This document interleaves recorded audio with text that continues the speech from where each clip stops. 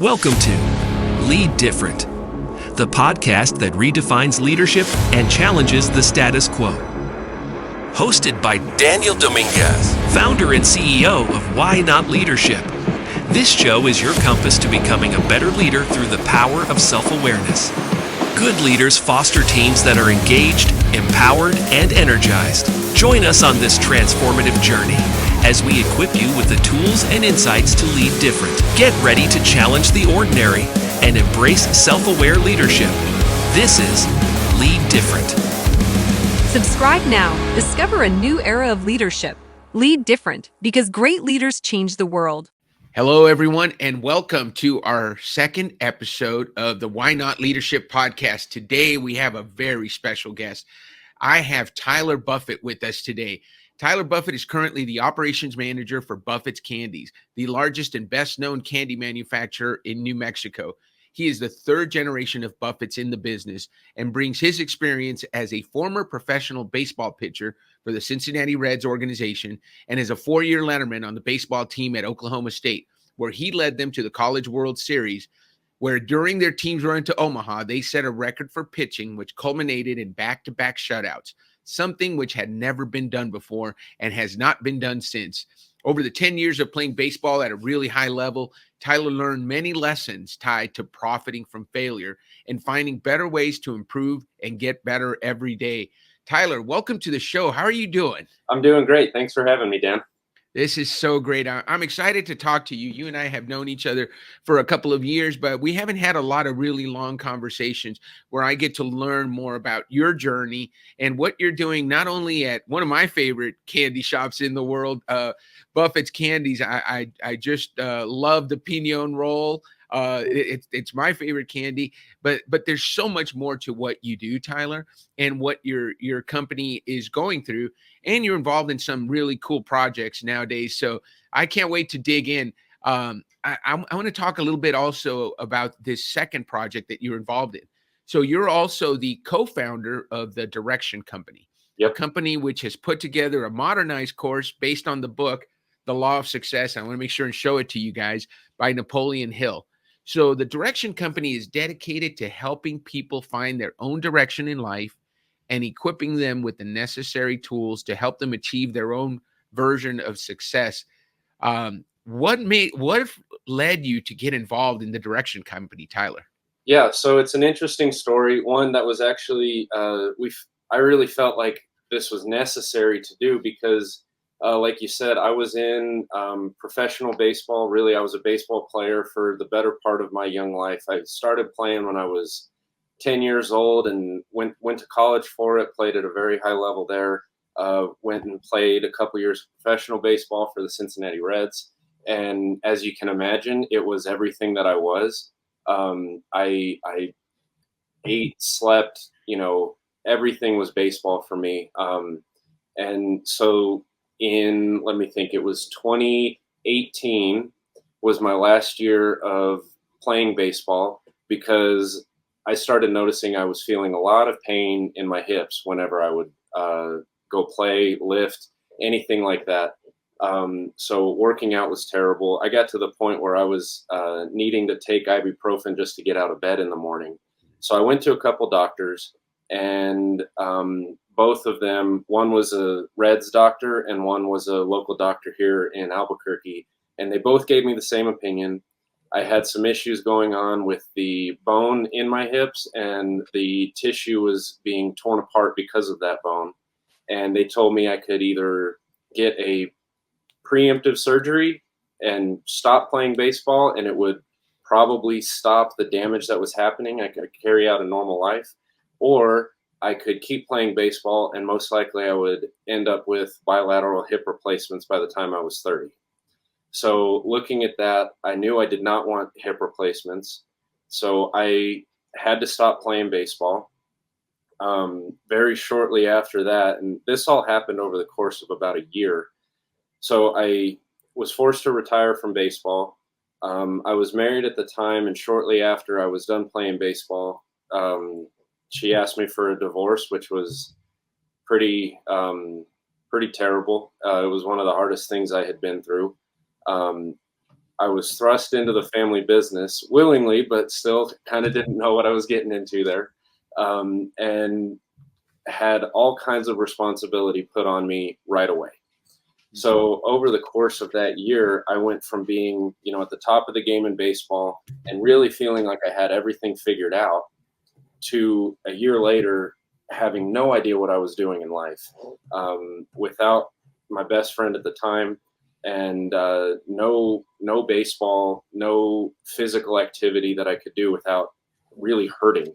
So I got the 2 hip surgeries, and what ended up happening was I noticed anytime that I was in the car driving, sitting at home, doing anything where my mind was able to wander, I was getting so sad, and I would say borderline depressed, because I kept thinking about everything that was happening in the past in my life and who I used to be and everything that I had lost. To the point where I couldn't even listen to music in my car anymore, because every song that would come on would make me think of something in my past. So I had these CDs, an audiobook, The Law of Success. And so I plugged that in because I figured, it can't hurt. And what I noticed by listening to these lessons was it was actually getting my mind off of the past, and it was getting me thinking back again about who I could be. Where am I going to be going with my life? And very shortly after that, and it wasn't like a one day to the next thing, but over the course of a couple months, I woke up one day and realized I wasn't thinking about everything I had lost anymore. I was thinking about what did I want to become. So my original exposure to the book was through an old baseball coach of mine who Jerry Lujan. He had signed up my family to take a in-person course with his father, Edward, who was amazing. And I had been exposed to this book. We read through it. We talked through it in a group setting. And at the time, I was still playing ball, and I didn't realize exactly how impactful this was going to be. But that's why I started leaning back on it when I was in a dark spot. So I saw Jerry on New Year's Eve of 2019, and he said, "Hey, I haven't seen you in a while. How's it going?" And I told him, really not that great. And I kind of laid out what had happened in the last year or so, and I said, "But there is something good. I'm listening to the audiobook, The Law of Success, again. And I got to tell you, Jerry, I don't know what I would have done without this, because it's getting my mind right again. It's getting me back to thinking about my habits and thinking about the things that I need to do every day to be happy and be successful." And we started talking about it a little bit more, and he said, "That's awesome." And I told him, "Look, I've had this idea for a little while, but because of the experience that I've had in the last year with this, I feel like I have an obligation to get this out to as many people as I can, because I know there are other people like me. I know there are other people like me struggling with their own battles and their own demons." So we started talking about it, and we both felt that way of, wow, we had this amazing book, these amazing lessons, and people around us that are willing to help. There are other people that don't have this support system. So we got together a couple times over the course of the next month and decided, let's do this. We got to put this course together.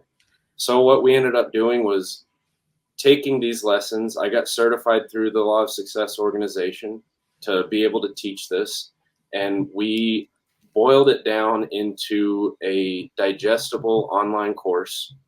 And what's another funny thing about this course is my dad, he's been incredibly supportive of me doing this.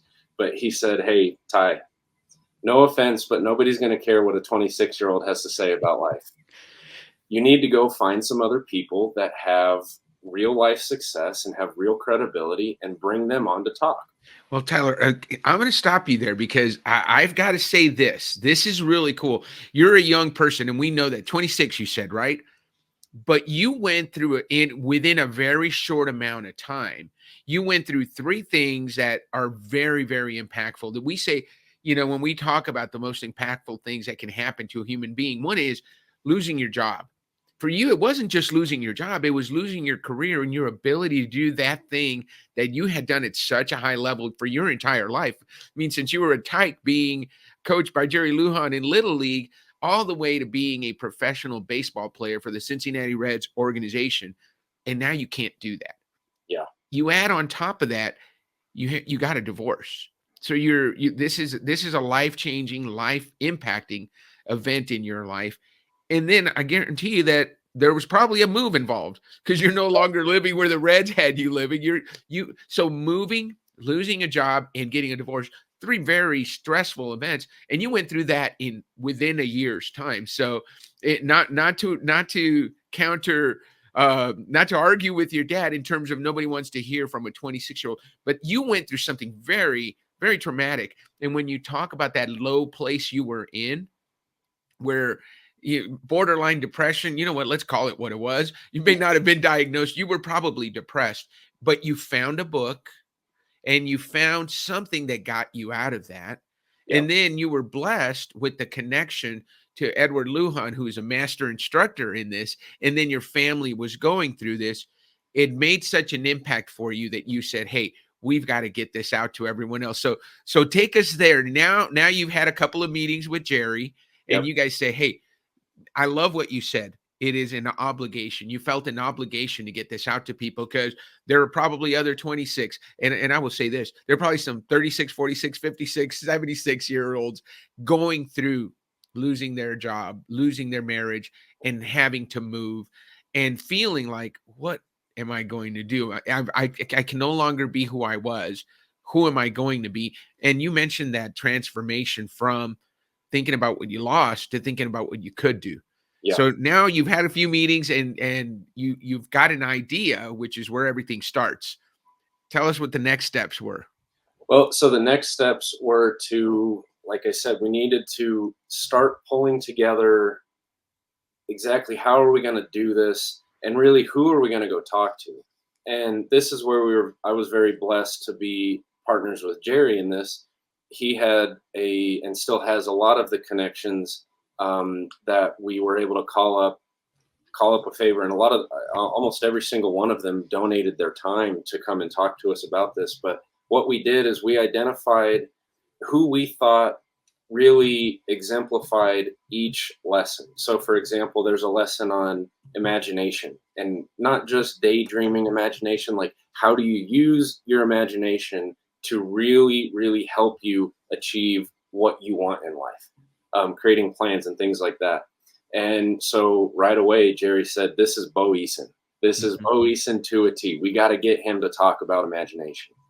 So, I mean, he goes through talking about seeing himself as a safety in the NFL and drawing it out when he was a little boy, and then imagining that, walking the walk, believing that he is going to make it happen even when everybody else told him not to. And he ended up as a safety in the NFL. So we went and found a bunch of people that exemplified the lesson that we were talking about that day, interviewed them, and tried to pull in modern stories because the book is so old. We tried to pull in modern stories of credible, successful sources of how did they practice what this book is preaching. I think you've done a great job of summarizing the journey to getting started, Tyler.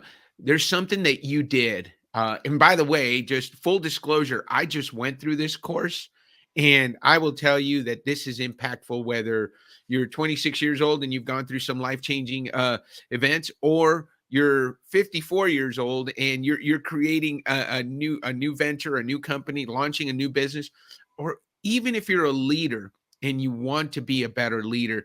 I highly recommend the Direction Company's course. What I think that was genius that you guys did, Tyler, and I know you played a key part in it. The book is a big book. Yeah. The Law of Success is not a simple book to read. It takes some reading. There's a lot of meat to it.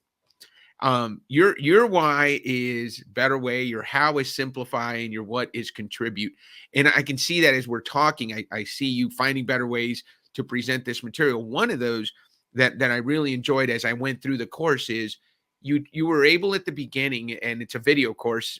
We had a video, and Tyler, you would come up and you would boil down each one of those chapters to three key pillars, which is such a simplified thing that you did. Hey, let me boil it down. Here's the three things you need to know about this chapter. And then you interviewed somebody at a really high level, like Bo Eason, like Scott Mann, I mean, some amazing individuals. And then you had them talk about each of the lessons. So I saw that. How did you notice that as you were doing it when you and Jerry and Kelly came together? And by the way, here's what you're really good at: simplifying. It's something you probably love doing, and you went through the course and you'd listened to the book many times. What was that like in terms of as you started working on it? How did you choose the three lessons? Take us through what a simplifier does, because not all of us have that gift. Yeah, so like you said, the book is really thick and dense, and stories are woven into each chapter, and examples of what the author saw in his time. And obviously, those are necessary. You need stories to be able to engage people. But we really felt like we needed to get at the essence of what each chapter was talking about, because that's what's going to be the most impactful to people: is what is the lesson? What do you need to take away from this? So early on, before we started filming anything, we did two things. We felt like we needed to get a interview script together. What are we going to ask these people? How are we going to get to the essence of what they've done? And we needed to develop a scorecard so that the listener could identify where are they at in life compared to that top performer. So when we dove into that, we realized that we needed to go through the book and really pull out what is he actually getting at, because he doesn't state it anywhere in there. This is what we're talking about today. He's got the title of the chapter and then a bunch of information after that. So I was tasked with going forward and going through each chapter, going through each lesson, and trying to figure that out. And what I ended up finding after 4 or 5 chapters of reading, taking notes, rereading, going through each thing, is I felt that there were 3 key components, 3 main points he was trying to hit at in every chapter. And so I talked to Jerry and Kelly, kind of shared my findings, and said, look, this is what I think he's getting at. And then I went through the rest of the book and pulled out the top 3 things that I thought he was getting at. And that ended up being the 3 pillars for the scorecard that you end up grading yourself on. So it was not an easy process. It took a couple weeks to get through that. But it was no doubt one of the more valuable things and more important things that I put my time and energy into when building this out. You mentioned something that's really important, Tyler. I often talk about this. Simple isn't easy. No. Just because it's simple, simplifying takes work. Taking these robust chapters and boiling them down to the 3 pillars that you were able to do. And then what you did, I think that you and Kelly and Jerry did that was genius, was finding speakers that could just add meat that was current to the chapters, right? Because this book was written in the early 20th century. So a lot of the examples are dated. You guys even have a disclaimer at the beginning that there's some language in the book that is definitely not PC for today's times. And you have to take it with a grain of salt because it was written at a time when that language was accepted. So now that we're here, but then you found these amazing speakers throughout your journey to talk about each of the 16 lessons. What was for you, Tyler? Which was your favorite lesson? And I'm going to say probably Bo Eason resonated with you because you're a fellow athlete. But other than the obvious one, and you can definitely talk about that one, who were some of your favorite speakers from the series? I've been asked that question a number of times. I've been asked it by my parents. I've been asked it by friends, anybody who's going to take the course. And every single time I'm asked, it's hard to answer, because when I was in the room with these people and then rewatching their videos after we had edited all down, it's so hard for me to pick which one is my favorite. The ones that stand out, obviously, Bo Eason, Scott Mann. I think we were in the room with Scott Mann for 2 hours, and it felt like 10 minutes just listening to how, how smart and how successful this guy is in his field. It was amazing. I felt like I was just sitting listening to stories like a little kid listens to their grandpa. So it's hard for me to pick a favorite, in part because of each one being so amazing, but also because even though I've gone through the book a number of times and I've built out the course with Kelly and Jerry, I'm still going back. And if I'm struggling with something here at work or in my personal life, I'll still go back and identify which chapter I think is going to help me there, pull it up in my car and listen to it while I'm driving. And then all of a sudden that one's my new favorite because it's helped me again. So it's hard to pick one, but I would say, Bo, Scott Mann, Nota Begay was amazing listening to his concentration talk. I don't know. That's a tough question, Dan. Well, we're not going to make it easy for you here, Tyler. So we want to ask these tough questions because this was such a powerful course. You guys did a great job of putting it together. And as you were talking about your favorite speakers, I was looking at the ones at the end. One of the things you did, Tyler, which I thought was genius, is you guys took the book and the first chapter is on mastermind. Yep. You guys moved that chapter in your course to the end. And I thought it was a great culmination to be in the room with you and Jerry. And you had, I think you had Scott Mann in there. You had Ara Sapaya in via Zoom. David Martin, who did a great job. Brian Green was there. It was such a great conversation, and you got a chance to be in the room with all of them and ask them some questions.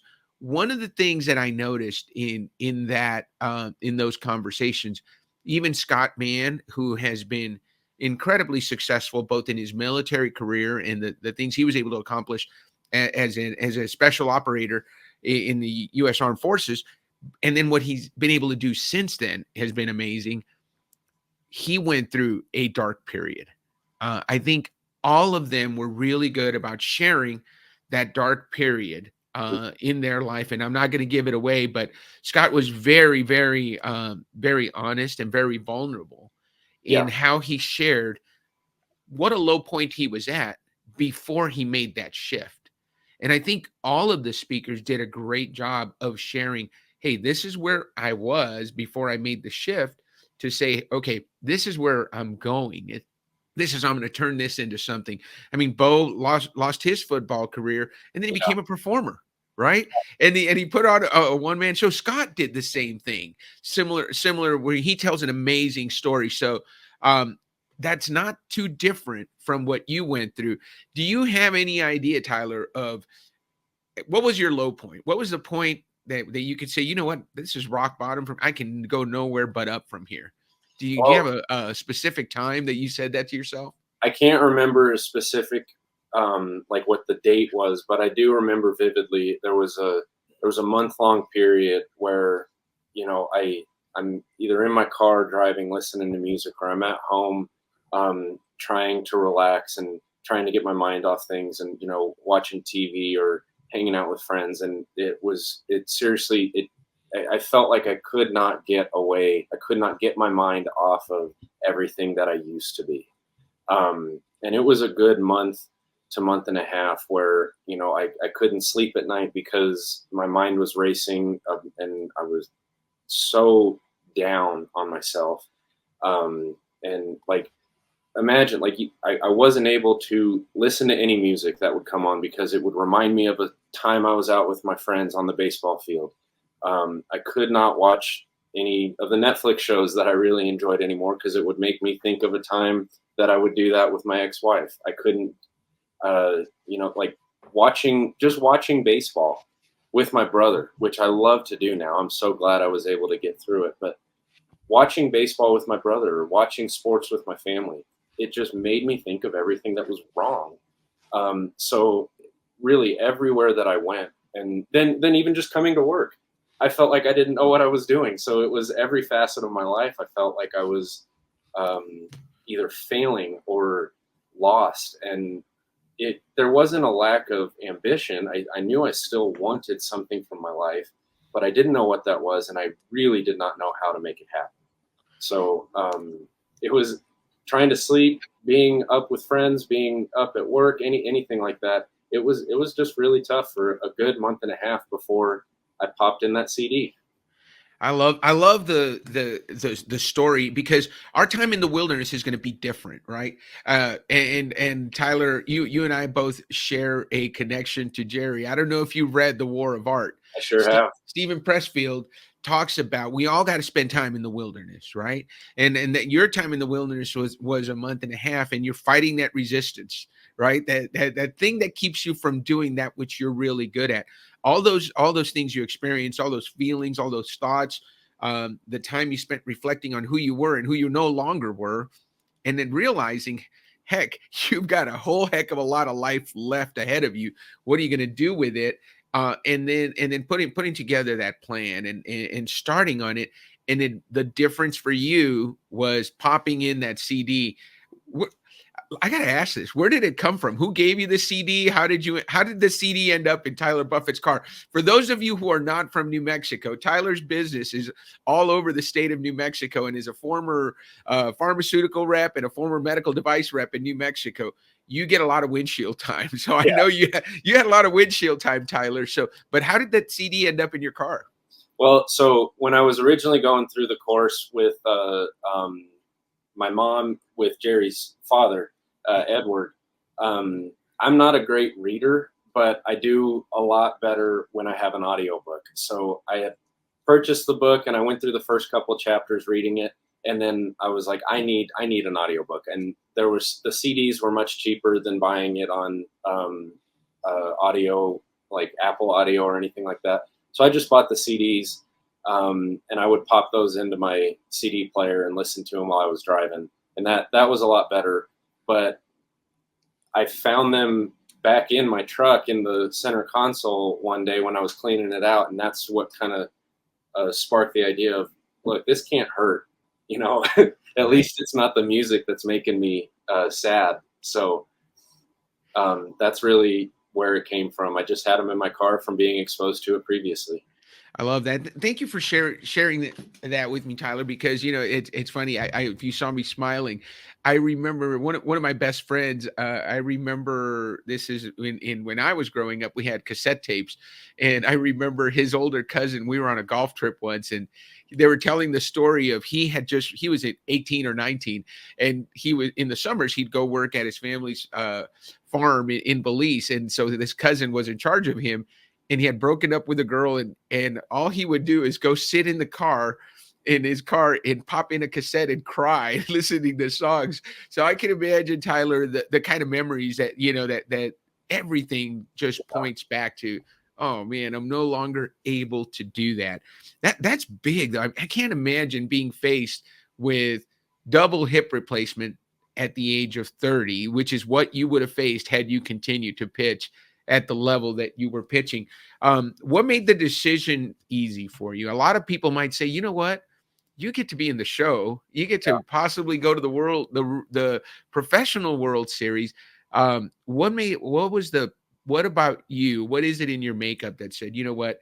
I'm going to make the decision for long-term health versus short-term glory.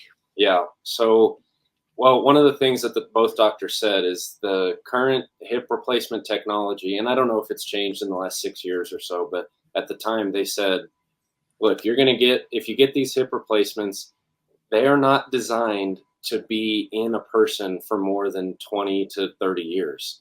And it makes sense because most people who get hip replacements are not going to live for another 30 years after they get them.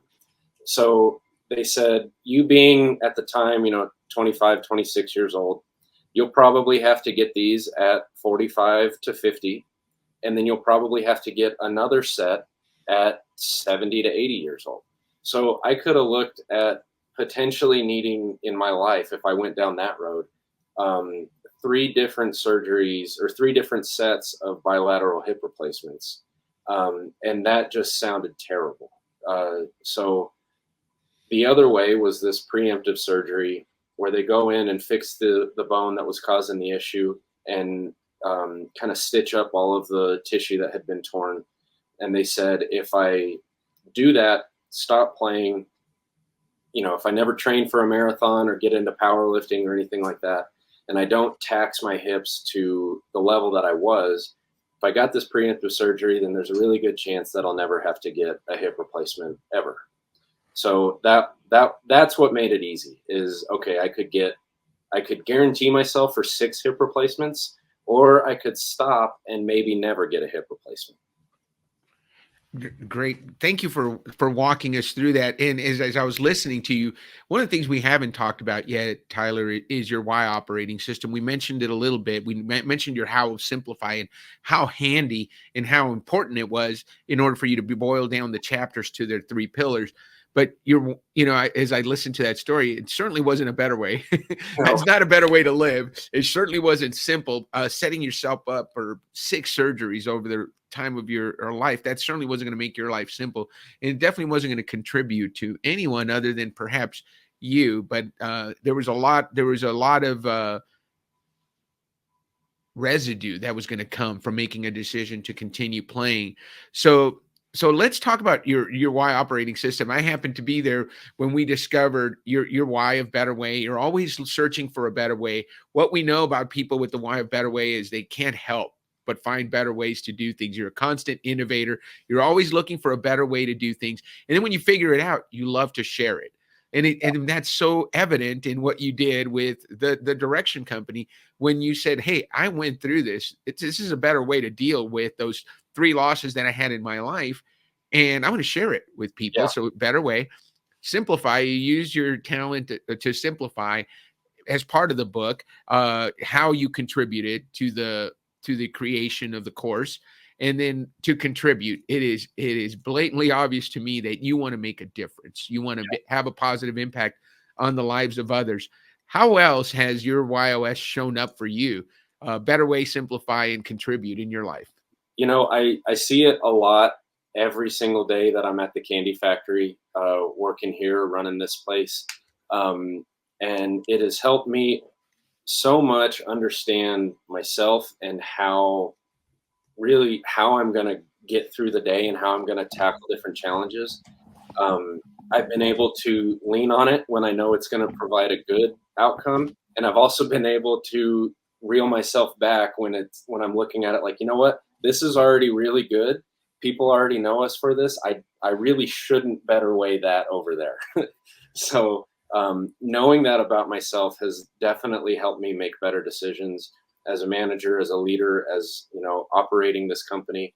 So and like I said, there's been some things that's been really good that I can lean into it, and there's been some things that's been really good that I pull myself away from better weighing it. It's great self-awareness too, right? Because your tendency to want to better weigh everything, and that some things are doing just fine. Let's leave well enough alone, because you can only better weigh so many things at once, right? Yeah. Well, Great. People know us for our candy, and they know us for the taste of the candy. They know us because the recipe's been the same for 65 years and they love it.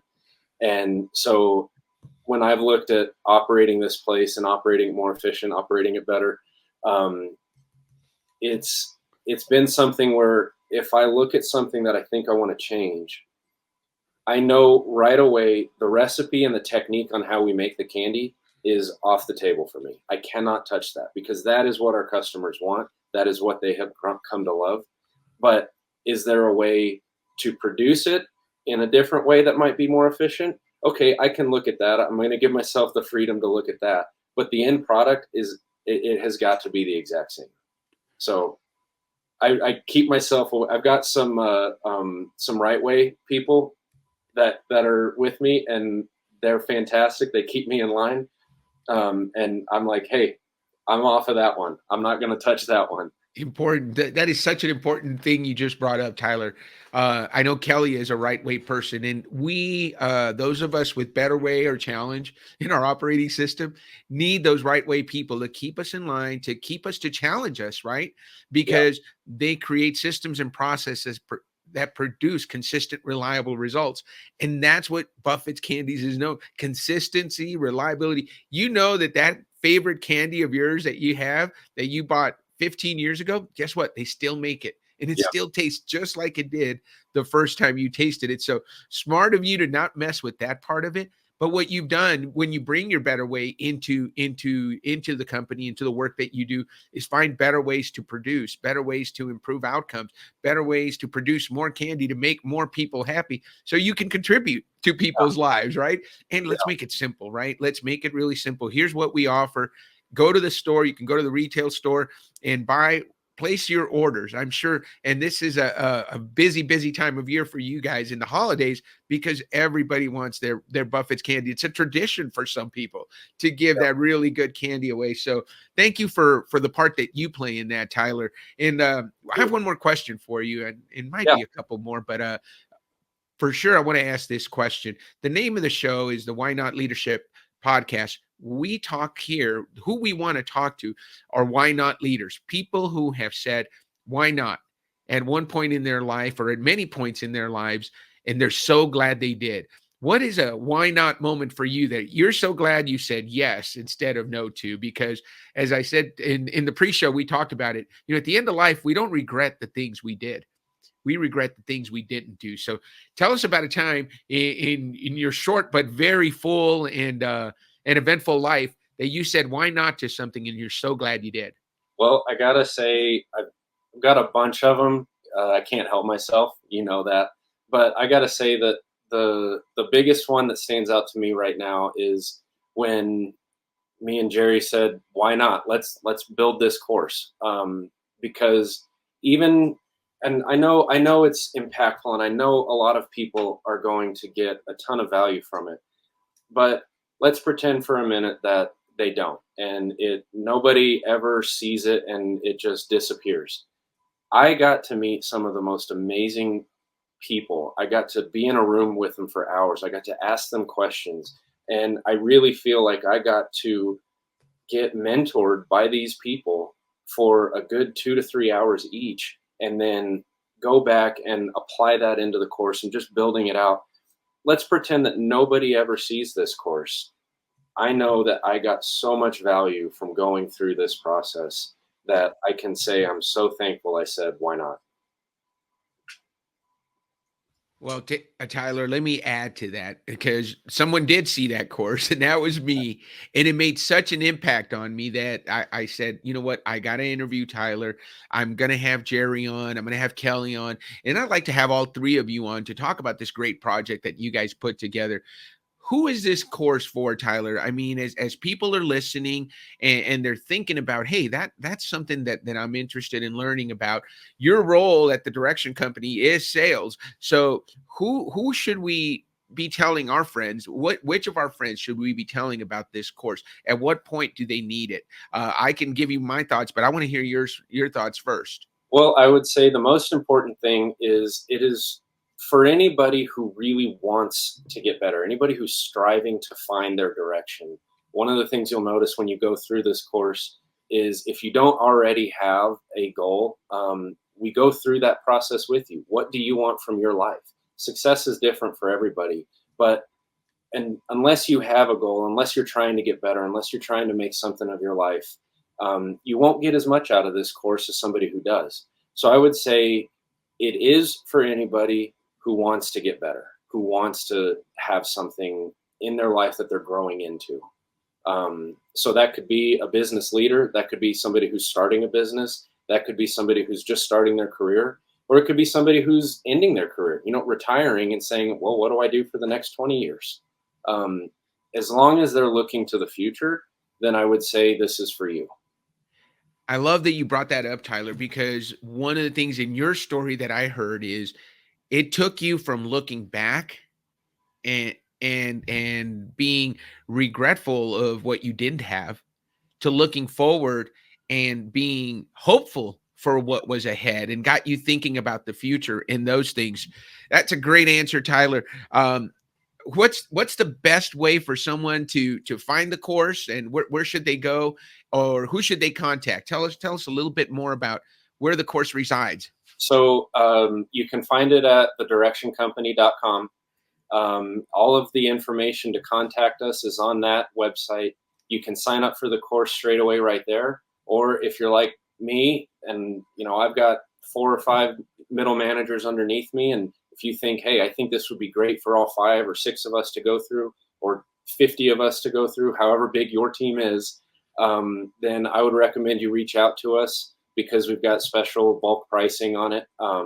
But if you're ready and you just want to do it for yourself, or maybe yourself and your spouse, and you think this would be important for the 2 of you to go through together, then everything that you would need is right there on the website.